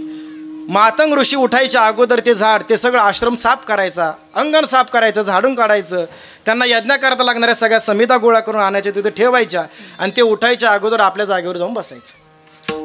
अनेक दिवस झाले, मातंग ऋषीच्या ध्यानामध्ये आलं, आपण तर हे काही करत नाही. शिष्यांना विचारलं, शिष्य खरं बोलले, आम्ही नाही करत. मग कोण करतंय हे, ध्यान ठेवायला सांगितलं. शिष्यांनी ओळखलं, कोणीतरी एक बाई येते, कन्या आहे, ती येऊन साफसफाई करते. शिष्यांनी तिला पकडलं, घाबरली, लटलट कापायला लागली. साधू काय आता हाकलून देत आहेत का काय. काही बोलायच्या अगोदरच ती म्हणली, मला हाकलून देऊ नका स्वामीजी, फक्त काही सेवा सांगा, काही सेवा करायला तयार. मी काय बाकी हेतून नाही आलेले इथं, मला फक्त तुमची सेवा घडावी म्हणून इथं थांबलेली आहे. मी बाकी दुसरा माझा काही वाईट हेतू नाही आहे, मला फक्त इथून हाकलून देऊ नका. तिचे ते शब्द ऐकले, ती सगळी कथा तिची ऐकली. मग मातंग ऋषीने तिचा अधिकार कळाला. मातंग ऋषींनी आश्रमामध्ये ठेवलं, सगळी सेवा करायची. चातुर्मासामध्ये सत्संग घडला, भगवंताच्या कथा ऐकल्या, भगवंताविषयी अंतःकरणामध्ये श्रद्धा निर्माण झाली आणि स्वामीजींना जाण्याची वेळ आली. मातंग ऋषी जायला निघाले. मातंग ऋषीने सांगितलं, ऐक शबरी, मी चाललोय आता निघून, मला इथं थांबता येणार नाही, माझं साधू जीवन आहे, मला एका ठिकाणी थांबता येत नाही. बेहता पाणी वर फिरता साधू, साधूनं एका ठिकाणी राहू नये आणि पाण्यानं एका डबक्यामध्ये राहू नये. पाणी डबक्यामध्ये राहिलं की पाणी गढूळ होतं, तर साधू एका ठिकाणी राहिला की साधूला आसक्ती निर्माण होते, पहिलं कारण. आणि साधूने फिरत राहावं का, जगाचं कल्याण करता करता साधूनं फिरत राहावं, म्हणून मला जायचंय. शबरी म्हणली, मग माझी काय वाट, माझ्या जीवनाची काय वाट आहे. मातंग ऋषीने सांगितलं, ऐक शबरी, तुझ्या अंतःकरणामधला भाव पण मी सांगतो तुला, की तुला स्वतः भगवान परमात्मा तुझ्या कुटीमध्ये भेटायला येतील. एवढंच वाक्य ऐकलं, ऐका बरं, तुला इथं स्वतः देव भाव भेटायला येतील, एवढंच वाक्य ऐकलं. शबरी मातेनं पुढला काय प्रश्नच नाही केला. कधी येतील, कोणत्या मार्गाने येतील, किती वर्षाने येतील, हे काहीच न विचारता फक्त मातंग ऋषींनी सांगितलं की तुला देव भेटायला येतील. या एका वाक्यावरती विश्वास ठेवला. मातंग ऋषी निघून गेले. किती वयाच्या 15व्या-16व्या वर्षी निघून गेले असतील. 80 वर्षापर्यंत वाट पाहिली महाराज. वाट पाहिली म्हणजे केवळ वाट पाहत होशी नाही, दररोज तयारी करायची. 4ही दिशांना झाडून काढून ठेवायचं, कधी येतील, कोणत्या दिशेने येतील प्रभू काय सांगता येत नाहीये. सडा टाकायचा, रांगोळी काढायची, फुलं आतरायची, प्रभूंसाठी फळं आणायची. काय करेल मी प्रभू आल्यानंतर, त्यांना गोड गोड फळं खायला देईल, त्यांना बसायला पाठ देईल, त्यांची पाद्यपूजा करेल, त्यांच्याबरोबर लक्ष्मणजी सुद्धा येतील, ही मनामध्ये भावना आहे. येईल माझा राम इथं, येईल राम, ही मनामध्ये भावना आहे. बरं कधी येईल माहीत नाही, दिवसा येईल का रात्री येईल. रात्री मी झोपलेन जर तो आला तर मग काय करायचं, स्वागत कोण करणार. रात्रीही जागायची. रात्री झाडाचं पान जरी हल्लं तरी बाहेर येऊन पाहायची, प्रभू आला का काय. मग तिला कळायचं, अरे प्रभू तर नाही आले, हे वाऱ्यानं हल्ले. आतमध्ये याची रडत बसायची. दुर्बल मेरो भाग प्रभू नाही आयो, रडत बसायची. आणि रडावं महाराज, भगवंता करता रडावं आणि भगवंता पुढे रडावं. ऐका, रडायचं असेल तर देवा पुढून संता पुढेच रडावं. 2च ठिकाणी रडण्या करता, बाकी जगा पुढं रडू नये. का रडू नये, जग स्वतः रडते, त्यांच्या पुढे आपलं रडणं का सांगायचं, एक कारण. आणि जग आपलं रडणं रडून ऐकेल आणि बाकीच्या लोकांना हसून सांगेल. या जगामध्ये आपलं रडणारे डोळे पुसण्याचं सामर्थ्य फक्त आणि फक्त भगवंत आणि संतांच्या ठिकाणी, बाकी आपले डोळे पुसण्याचं सामर्थ्य कोणाकडे नाही. म्हणून रडावं, देवा पुढं रडावं किंवा संता पुढे रडावं. एक तर पांडुरंगा पुढं रडावं, माऊलीं पुढं रडावं, इथं बापूजी पुढं, देवा पुढं एकांतात येऊन रडावं. रडावं देवा पुढं रडावं आणि रडावं देवा करता रडावं. रडण्याकरताही योग्य देव आहे आणि ज्याच्या पुढं रडावं तो सुद्धा देवच योग्य आहे. शबरी रडते, तिला माहिती येतील, पण कधी येतील काय, माझं दुर्बल भाग्य की अजूनही भगवान मला भेटायला येत नाही. झालंय महाराज तसंच, स्वतः भगवान तिथं भेटायला आले. आले नाही केवळ, शबरीच्या हाताची उष्टी बोरं खाली उष्टी केलेली बोरं खाली की ती बोरं खात असताना स्वतः लक्ष्मणांनी पाहावं काय यांना भूक लागलेली आहे, काय खायला मिळत नाही का, आणि स्वतः भगवंताच्या मुखातून वाक्य, अरे कौशल्याच्या हाताचं ज्या वेळेला खाल्लं ना तेव्हा जे पोट भरलं म्हणत होतं ना, ती जी गोडी आहे ना ती गोडी मला आज मिळाली एवढ्या 14 वर्षाच्या वनवासामध्ये. का विधी निषेधाने देवाला उष्ट द्यावं का चांगलं द्यावं हे माहीत नाही, पण एक गोष्ट मात्र आहे, एक निष्ठा धरून चित्ती. देवाला काय द्यावं कसं द्यावं हे माहीत नाही, पण ज्यांनी सांगितलं ना द्यावं त्या संतांवरती एक निष्ठता आहे. ऐका म्हणून तुकोबाऱ्या सांगतात, बाकी माझा कोणावर विश्वास नाही पण संतांची पायी हा माझा विश्वास, सर्व भावे दास झालो त्यांचा, त्याची माझे हित करीती सगळं. ऐका, देवापेक्षा संतांवरती विश्वास असावा. देवापेक्षा मी सांगेन तुम्हाला आश्चर्य वाटेल, पण देवही आपलं हित करू शकत नाही तितकं हित आपलं संत करू शकतात. देवाला आपल्या हिताची जेवढी काळजी नाही, देवाला आपल्या सुखाची जेवढी काळजी नाही तेवढी काळजी संतांना आहे, तेवढी काळजी ज्ञानोबारायांना आहे, तेवढी काळजी तुकोबारायांना आहे. देवाला ते काळजी, अहो उदाहरण आहे ना, भगवंतानं गीता सांगत असताना कुरुक्षेत्रावरती काही कमी महात्म्य होते का? अर्जुनासारखे पुण्यवान, अर्जुनापेक्षाही महान महात्म्य होते. भीष्माचार्यासारखं ब्रह्मचारी ज्यांनी अनंत ब्रह्मचार्य ज्यांनी धारण केलेले असे भीष्माचार्य तिथे. द्रोणाचार्य आहेत, आयुष्यभर विद्येचं त्यांना दान केलेलं असे द्रोणाचार्य आहेत. कर्ण आहे, स्वतः अर्जुनाचा मोठा भाऊ धर्मराजा की ज्यांना आयुष्यभर कधी एक वाक्यही खोटं बोललेलं नाही असा धर्मराजा तिथे. पण भगवंतानं त्याला नाही गीता सांगितली. सांगितली कोणाला? फक्त अर्जुनाला. ज्यानं भगवंतावर प्रेम केले त्यालाच सांगितली. पण ज्ञानोबाऱ्यांनी ज्ञानेश्वरी सांगताना एकाला नाही सांगितली, सगळ्या जगाकरता सांगितली. लोपले ज्ञान जगी हित नेनती कोणी, आणि अवतार पांडुरंग नाव ठेवल्या. पांडुरंगानं सांगितली गीता कोणाला? फक्त अर्जुनाला. पण त्या पांडुरंगाने ज्यावेळेला माऊली झाले त्यावेळेला सांगितली कोणाकरता? जगाकरता सांगितली. म्हणून आपलं कल्याण करण्याची इच्छा फक्त आणि फक्त संतांच्या ठिकाणी आहे. नाही, आपण जर थकलो तर आपल्याला कडेवर घेण्याचं त्यांचं सामर्थ्य. भागलिया मज वाहतील कडे, त्यांचे येणे जोडे सर्व सुख. म्हणून तुकोबाऱ्या सांगतात, माझा फक्त विश्वास संतांवरती आहे, ही एकनिष्ठा आहे. म्हणून मी त्यांच्यावरती भजन करतो, त्यांच्यावरती चिंतन करतो, त्यांच्यावरतीच विश्वास ठेवतो. विधी निषेध नती एकनिष्ठा धरून चित्ती. विठोबा रखुमाई. भगवान श्रीकृष्णाची कथा सांगायची. एके दिवशी कथा सांगत असताना त्यांनी भगवंताचं वर्णन केलं की तो श्रीकृष्ण कसा दिसतो. बरहा पीडम नटवर वप्यू कर्ण्योग कर्णिकार बिभ्रतवास कणकभीषण वैजयंतींच्या मालान रंध्राण वेदो रदर सुदया पूरयन गोपवृंदैरी वृंदारण्यम सपदरमणम प्राविशद गीते कीर्ती. कसा दिसतो तो कृष्ण?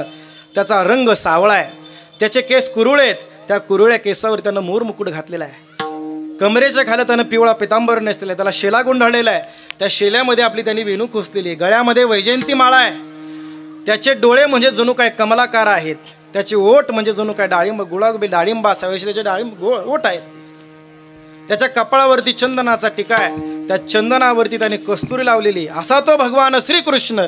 हे वर्णन केलं गुरुजींनी आणि पुढं सांगितलं की तो भगवान श्रीकृष्ण भांडीरवाणामध्ये गायी चारायला घेऊन येतो. ऐका, हे सगळं ऐकत असताना शिष्यांमध्ये अनेक विद्यार्थी होते. त्यामध्ये शेवटला बसलेला एक शिष्य होता. इतका भोळा होता, इतका साधारण होता की आश्रमामध्ये गायी सेवा करण्याचं गोशालेचं काम त्याच्याकडे होतं. आणि इतका साधा होता की त्याला त्याच्या नावानं कोणी हाकच नव्हतं मारत. त्याला सगळे भोंदू म्हणायचे. भोंदू. इतका भोळा, इतका सरळ मार्गी की त्याच्या सरळ नावानं त्याला कोणी हाकही नव्हतं मारत. भोंदू. त्याच्या मनामध्ये विचार आला की गुरुजी सांगतायत की तो श्रीकृष्ण भांडीरवाणामध्ये गायी चारायला घेऊन येतो, मी सुद्धा आपल्या आश्रमाच्या गायी घेऊन त्याच भांडीरवाणामध्ये जातोय, मग मला आजपर्यंत तो कृष्ण का नाही दिसला? त्याला असं माहीतच नव्हतं की गुरुजी ही जी कथा सांगतायत ही काही 4-5 हजार वर्षापूर्वीची कथा आहे. हा मनामध्ये भावच नाही. गुरुजी सांगतायत त्याला असं वाटलं आजही तो भगवान श्रीकृष्ण त्या भांडीरवाणामध्ये गायी चारायला घेऊन येतोय.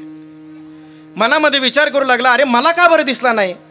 मग स्वतःच ठरवलं, मी शोधलं नाही ना म्हणून मला भेटला नसेल. कोणाला काही विचारलं नाही, ठरवलं आज गेलो की आधी त्याला शोधायचं. त्यानं गायी नेल्या, वनामध्ये गेला, तिथं गायी चारायला लावून दिल्या आणि सगळीकडे शोधायला लागला. सगळीकडे शोधलं, सगळ्या दारांमध्ये झाडांकडे सगळीकडे पाहिलं, पण त्या भांडीरवाणामध्ये कोपरा शोधून पाहिला, पण कृष्ण काही दिसला नाही. गुरुजींनी ज्याचं वर्णन केले तसा कोणीच दिसला नाही. दिसेल कसा काय? तो तिथं नाहीच आहे. तो 5-6 हजार वर्षापूर्वी तिथे येत होता. त्याला बरं वाटलं नाही. तो म्हणला मला का बरं दिसला नाही? गुरुजी ज्या आरती सांगतायत, गुरुजींच्या वाक्यावरती मात्र 100% विश्वास आहे, श्रद्धा आहे. गुरुजी ज्या आरती सांगतायत त्या आरती असणार. इथं कुठंतरी दमला आणि पुन्हा दगडावरती येऊन बसला. काय करावं? पण ऐका, त्याची ती व्याकुळता, त्याचं ते शोधणं, त्याचं ते निरागसपणं, त्याचा त्या गुरुजींच्या वाक्यावरचा विश्वास भगवंताला का कोणजणे आवडला आणि स्वतः देवाला वाटलं याला भेट द्यावी म्हणून स्वतः भगवान श्रीकृष्ण हजारो गायी आहेत त्या गायींच्या समूहामध्ये भगवान पुढून यायला लागले. तो गायींचा समूह पाहिला आणि समोर आल्याबरोबर त्यानं पाहिलं आहे गुरुजींनी ज्याचं वर्णन केले तसाच आहे. सावळा आहे, सुकुमार आहे, वैजयंती माळा आहे, पिवळा पितांबर हे सगळं पाहिलं. पाहतच राहिला, काय बोलावं काय कळेना, कसं काय बोलता येईल. त्याला पाहिल्यानंतर बोलताच येत नाही. त्यानं स्वतः विचारलं का रे काय करतो इथं. त्यानं सांगितलं माझं नाव भोंदू, मी गाई चारायला येतो. तू कृष्ण आहे का. तो म्हणला हो मी कृष्ण आहे. माझ्या गुरुजींनी ज्याचं वर्णन केलं तोच कृष्ण का तू. माझ्या गुरुजींनी तर खूप कमी वर्णन केलं. माझ्या गुरुजींनी वर्णन केल्यापेक्षा कैक पटीनं लाखो पटीनं तू सुंदर आहेस. माझ्या गुरुजींनी काही थोडंसंच वर्णन केलं. कृष्ण म्हणलं ते जाऊन दे, तू दररोज येतो का इथं. तो म्हणला हो दररोज येतो. गाई चारायला येतोस हो. मग शिदोरी आणत असशील ना तू. हो आणतो ना. आजही आणली आहे का. आणली आहे ना. मग मला देशील का खायला. तो माझी शिदोरी खाणार तुम्ही. खाईल ना. त्यानं स्वतःची शिदोरी त्याला दिली. कृष्णानं त्याची शिदोरी खाल्ली आणि म्हणला का रे एवढीच आहे का शिदोरी, माझं पोट नाही भरलं. तो म्हणला मी एवढंच खातो म्हणून एवढंच आणलेलं आहे. मग म्हणलं मी उद्या आलो तर मला उद्या जास्त देशील का. तो म्हणलं उद्याही येणार का तुम्ही. हो येईल ना. तू जर शिदोरी आणलं तर उद्याही येईल मी. बंधूला आनंद झाला. बंधू म्हणला उद्यासुद्धा आणतो. बंधू आश्रमामध्ये आला पण त्याच्या मनामध्ये काय आश्चर्यच वाटेना. त्याला माहीतच नव्हतं याला भेटण्याकरता खूप मेहनत करावी लागते. हा कोणाला भेटतच नाही हे त्याला माहीतच नाही. त्याला फक्त एवढं वाटलं की गुरुजींनी काल सांगितलं, काल आपण शोधलं म्हणून आपल्याला सापडला, नाहीतर तो दररोज त्या भांडीरवाणातच पडलेला असतो. मग दुसऱ्या दिवशी जाताना त्यानं शिदोरी वाढून घेण्याकरता आचार्याला सांगितलं की मला जास्त शिदोरी पाहिजे. आचार्यांना शंका आली. त्यानं गुरुजींना सांगितलं की बंधू आज जास्त शिदोरी घेऊन चाललेला आहे. गुरुजींनी बोलवलं का रे बंधू तू जास्त शिदोरी घेऊन चालला, तू तर एवढं खात नाही, कशा करता नेतोय. बंधूनं सांगितलं अहो तुम्ही नाही का काल जास्त वर्णन केलं. तो कृष्ण काल मला भेटला होता, त्यानं काल माझी शिदोरी खाली, त्याला कमी पडली म्हणून आज घेऊन चाललोय. गुरुजींचा विश्वास बसणं कोण म्हणतोय तू. अहो तुम्ही ज्याचं वर्णन केलं ना त्याच्या कैक पटीनं सुंदर दिसणार. तो हसायला लागला ना असं वाटतं जणू काय मोत्यांची रांग लावलेली आहे. त्याच्याकडे पाहिलं ना असं वाटतं त्याच्याकडे पाहतच राहावं, इतका सुंदर येतो. तो मला भेटला आणि त्यानं माझ्याकडे खायला मागितलं, काल कमी पडलं म्हणून आज घेऊन चालले. हे ऐकल्यानंतर भोळ्या माणसाला काय लाबाड्या करता येणार. गुरुजींना विश्वास बसला. ज्या अर्थी बंधू बोलतो त्या अर्थी काहीतरी तथ्य आहे. गुरुजी म्हणलं ठीक आहे तुला भेटतो तो. हो मग आज ज्याबरोबर आज आश्रमामध्ये येशील का. कृष्ण म्हणला ऐक बंधू तू माझा मित्र आहे, मी तुझा मित्र आहे. आपल्या दोघांमध्ये सख्यत्वाचं नाते म्हणून तुला भेटायला येतो. तुझ्या गुरुजींशी मला काही घेणं देणं नाही. मी तू सोडून दुसरं कोणाला भेटायला येणार नाही. बंधू म्हणलं चला ना पण ते माझे गुरुजी आहेत, ते दररोज कथा सांगतात, शास्त्र शिकलेले आहेत ते. भगवान म्हणले मी शहाण्यापासून 4 हात लांब राहतो. बुद्धिमान मला नाही आवडत, मला भोळी माणसं आवडतात. अहो पण त्यांनी वर्णन केलं म्हणून तुम्ही मला भेटले, नाही तर मला काय माहिती ते तुम्ही, मला ते काय माहीत नाही. गुरुजी असणार तर गुरुजीचा बाप असो, मी भेटायला येणार नाही. हे ऐकल्याबरोबर बंधूला राग आला. बंधू म्हणला गुरुजींना नाही भेटायचं माझ्या. मग गुरुजींनी आणलेली शिदोरी सुद्धा खायची नाही. मग गुरुजींची शिदोरी आहे खायची नाही. भगवंताच्या हातामधला घास ओढून घेतला आणि तो पुन्हा त्याच्यामध्ये ठेवला. भगवंताला आश्चर्य वाटला. अरे बंधू तुला कळतंय का मी कोण आहे. मला भेटण्याकरता हजारो जन्म वाट पाहावी लागते. माणसाला नाही इंद्राला, जो जन्मसहस्राच्यासाठी इंद्रादी काही महाग भेटी. अरे योग्यांनी 60-60 हजार वर्ष तपश्चर्या केली ना तरी मनात जात नाही, मी स्वप्नात जात नाही. तो तुला भेटलोय मी. मला भेटण्याकरता अनंत जन्म तपश्चर्या करावी लागते. बंधू म्हणला तुम्हाला भेटण्याकरता तपश्चर्या करावी लागत असेल बाकीच्यांना, मी तर काही तपश्चर्या केलेली नाही आहे. मी फक्त माझ्या गुरुजींची सेवा केलेली आहे. आणि त्या सेवेने जर तुम्ही मला भेटले असाल तर मग त्या गुरुजींना भेटायला काय अडचण आहे, चला ना भेटायला. भगवान म्हणले नाही बंधू मी तू सोडून दुसरं कोणाला भेटायला येणार नाही. येणार भेटायला मग शिदोरी द्या इकडे. शिदोरी गुंडाने सांगितलं ऐका माझ्या गुरुजींना जर भेटायचं नसेल तर उद्यापासून मला सुद्धा भेटायचं नाही, मला सुद्धा तोंड नाही दाखवायचं. शिदोरी उचलली आणि बंधू जायला निघाला. बंधू गेला 10 पावलं गेला, 20 पावलं गेला. पण ऐका ज्या वेळेला बंधू जायला लागला ना बंधूला तर काही वाटलं नाही, पण कृष्णाला जणू काय असं वाटलं आपली त्रैलोक्याची संपत्ती कोणीतरी घेऊन चाललेलं आहे. मनामध्ये व्याकुलता निर्माण झाली. धावत धावत कृष्ण त्या बंधूच्या खांद्यावर जाऊन बसला. म्हणला बंधू थांब ना. बंधू म्हणला माझ्या गुरुजींना भेटणार असेल तर थांबतो.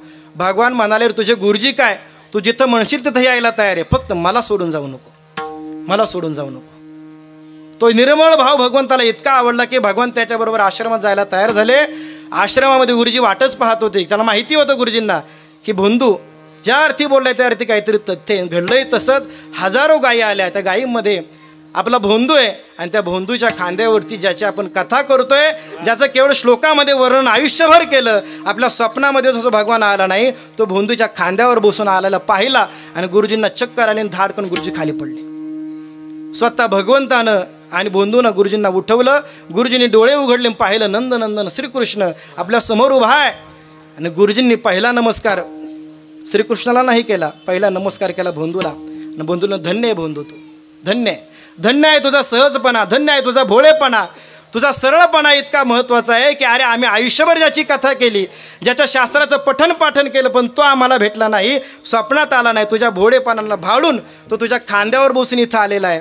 काय तुझ्या अधीन झालेला आहे. हाच अधीनपणा श्री तुकोबार आहे. अभंगाच्या शेवटच्या चरणाचा. तुका म्हणे तैसे देवा, तुका म्हणे तैसे देवा, तुका म्हणे तैसे देवा, तुका म्हणे तैसे देवा, तुका म्हणे तैसे देवा, तुका म्हणे तैसे देवा, तुका म्हणे तैसे देवा, तुका म्हणे तैसे देवा. तुका म्हणे तैसे देवा, तुका म्हणे तैसे देवा, तुका म्हणे तैसे देवा, तुका म्हणे तैसे देवा, तुका म्हणे तैसे देवा, तुका म्हणे तैसे देवा, तुका म्हणे तैसे देवा. होने लागे त्यांचा भावा, होने लागे त्यांचा भावा, होने लागे त्यांचा भावा, तरी कुणी देवा, तुझी प्रतिमेचे देवा, तुझी प्रतिमेचे देवा, तुझी प्रतिमेचे देवा. होने लागे त्यांचा भावा, होने लागे त्यांचा भावा, होने लागे त्यांचा भावा, तुझी प्रतिमेचे देवा, तुझी प्रतिमेचे देवा, तुझी प्रतिमेचे देवा, तुझी प्रतिमेचे देवा. संत म्हणती त्याचे भाव, संत म्हणती त्याचे भाव, संत म्हणती त्याचे भाव,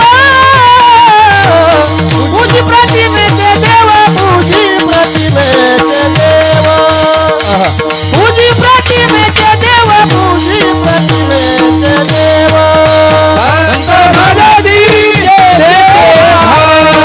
संत भगती देते भाव, संत भगती देते भाव, संत भगती तुझी प्रतिमेचे देव, तुझी प्रतिमेचे देव, तुझी प्रतिमेचे देव, तुझी प्रतिमेचे देव. ज्ञानेश्वर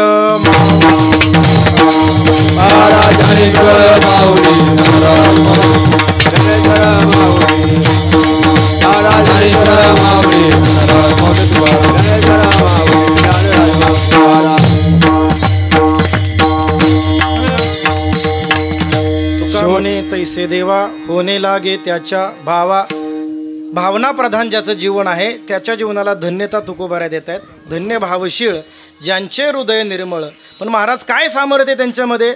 तुकोबाऱ्याने त्यांचं सामर्थ्य सांगितलं की जगाचा मालक असणारा, अखंड परमात्मा असणारा तो जगदाधार, की ज्याच्या संकल्पानं जगानं निर्माण व्हावं, जगाची उत्पत्ती व्हावी, पालन व्हावं, संहार असं व्हावा, असा जो भगवान परमात्मा. पण त्या देवाला सुद्धा त्यांच्या अधीनवर राहावं लागतं की ज्यांच्या अंतःकरणामध्ये सरळ भाव आहे, सहजपणा आहे. म्हणून ऐका, आपल्याकडं बाकी भक्ती करताना बाकीच्या गोष्टी नाही आल्या तरी चालतील, बाहेरचा डमडवलंही जर नाही आला तरी चालेल, पण आपल्या अंतःकरणामध्ये भोळेपणा आला पाहिजे. तुकोबाऱ्याने सांगितलं, तुका म्हणे नाही भोळेपणा विन जाणीवते रिने शिन रिते माप. भोळेपणाशिवाय त्याच्यापर्यंत जाताच येत नाही. उदंड टरकंत होती शहाणे, परी निनेवेची मात विठोबाची. शहाणे होतील, शास्त्रीय आचार्य या बाहेरच्या लोकांनी मानण्याकरता पदवी आहे. भगवंताकडे जाण्याकरता साधं व्हावं लागतं. मग अभिमान सांडूनी पांडवा, ती पाय धुवायच्या दैवा पात्र झाली. जी लक्ष्मी की ज्या लक्ष्मीकडे सगळ्यांनी धाव घ्यावी, पण त्या लक्ष्मीनं स्वतःची संपत्तीचा मद सोडला, अहंकार सोडला, मग त्या लक्ष्मीला भगवंताच्या फक्त पायापर्यंत येता आलं. पण तोच भगवान परमात्मा वृंदावनामध्ये राधेच्या पायाची धूळ आपल्या कपाळाला लागावी म्हणून त्या राधेच्या मागे मागे फिरतो. का? लक्ष्मीकडे अहंकार आहे, राधेकडे अहंकार नाही, राधेकडे भाव आहे, शुद्ध भाव आहे. तो शुद्ध भाव आपल्याकडे वाढला पाहिजे म्हणून प्रतिमेचं पूजन करावं, संत म्हणतील त्या ठिकाणी श्रद्धा ठेवावी. अशा प्रकारे जर आपण भक्ती केली तर मग तोही देव आपला ऐकेल. तुका म्हणे तैसे देवा होणे लागे त्याच्या भावा. अत्यंत कमी वेळामध्ये अभंगावर चिंतन केलं. यामध्ये जे काही बरोबर असेल ते भगवान श्री ज्ञानोबारायांची कृपा आहे. माझे गुरुवर्य वंदनीय जंगले महाराज शास्त्रीजी आणि वंदनीय गुरुवर्य रामभाऊजी महाराज राऊत या दोन महात्म्यांचा कृपा प्रसाद आहे. या सेवेकरता उपस्थित सर्वच माझ्यावरती प्रेम असणारे आणि बापूजीबांवरती श्रद्धा असणारे सर्वच मंडळी, सर्वांच्या चरणावरती ही सेवा मी समर्पित करतो.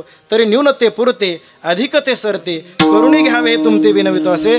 करविली तैसी केली कटकट वाकडे का नीट देव जाणे. कोणा कारणे हे झालेसे निर्माण देवाचे कारण देव जाणे. शेवटची भैरवी चाल सिंगलमध्ये म्हणा कंधारे महाराज आणि परकाळे गुरुजी, आणि नंतर सात संगत करतील नंदू महाराज फणसे, सोमनाथ महाराज थोडीशी. रे तुका म्हणे